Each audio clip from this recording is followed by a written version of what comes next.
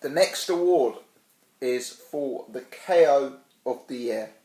Now, this is a very, very interesting category this time round. I've actually made some notes. I'm not going to show you, so you can't cheat. I've written down 5 KOs that I want to give honourable mentions to before deciding which one is my KO of the year. Before I do that, I'm going to hand over. Let me hear your thoughts. I feel woefully underprepared all of a sudden. There have been some very good knockouts. I suppose the obvious one, the one to leap straight to, is Canelo Kirkland in the third. Anthony Joshua, the way he dispatched Dillian, is a very good one. Was Joshua the Zambano Love this year? Yeah. That was a huge right hand that knocked him out. Although that was expected, so I don't know if that diminishes it. They weren't pure knockouts, but the way Callum Smith handled himself against Rocky Fielding I thought was very impressive. Just sort of put him down repeatedly. Who's the one that landed the great body shot?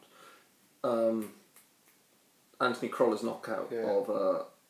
I've forgotten his name. Darley's Perez. Perez, that was it, yeah. Out of nowhere, that left hand to the body, I think it was.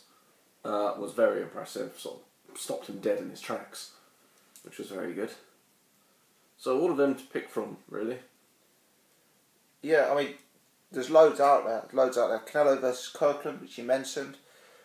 Callum Smith versus Rocky Fielding. Anthony Joshua, you could pick any one of his knockouts, you know.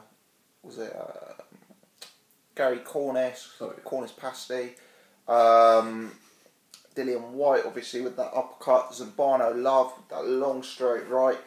For me, arguably his most impressive stoppage, and people will laugh, was the Kevin Johnson stoppage, because nobody stops Kevin Johnson. And the way he bullied Johnson and just actually poleaxed him in the first round, for me that was... Knocked him out in the second, though. Yeah, I mean, that was as impressive. That was super impressive from Anthony Joshua. Another one to mention was Scott Quigg, Kiko Martinez. Really, really good knockout. And again, nobody predicted the manner of that knockout and the time it came. Similarly, Daniel Jacobs versus Peter Quillen. I mean, it probably wasn't the best pure knockout you'll see. I mean, it certainly wasn't the best pure knockout. But the manner of it was so surprising.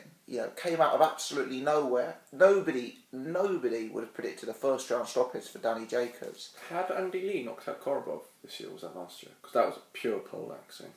That was probably this year. I mean, that wasn't, I remember. I don't even think Korobov went down, did he? I thought he went down. Was that that was John Jackson. Yeah. I mean, I've got more to mention. Anthony Croller, that body shot is right up there, Again, came out of nowhere, really. Flanagan Magdaleno, the way Flanagan went about business that night was superb. Huck Glowacki, I mean, all action fight, all action finish. The knockout of the year for me, though, is going to surprise a lot of people because it's probably not the most known about fight, and all of these KOs have a good chance of winning it. Cruller, Flanagan, Joshua, Glowacki, Quigg. I don't have a problem if you give your knockout of the year to any one of those guys, but I'll tell you what it was for me. There was a fight at the beginning of the year, and I had bet on the loser, and I thought this loser was going to have too much for the winner, and that fight was Alexander Povetkin versus Mike Perez. Oh God, yeah. And the way Povetkin came out and just absolutely destroyed Mike Perez. First round knockout. And Mike Perez had previously given me the impression he had a superb chin. I mean, he went the distance in that tragic fight with Magomed Abdusalamov. Whatever happened, Abdusalamov was a massive puncher and he caught Perez numerous times. Perez went the distance with Bryant Jennings, etc. I thought Perez was going to be a very, very hard man to get out of there, and I thought he was going to cause Povetkin all sorts of problems. And Povetkin showed that night that he is legit one of the hardest punchers in the sport. So for me, it goes to Alexander Povetkin with his knockout on Mike Perez. But a huge amount of good knockouts this year. Anything to add? I'd forgotten about that one. That one was incredible. Yeah, absolutely flattened him.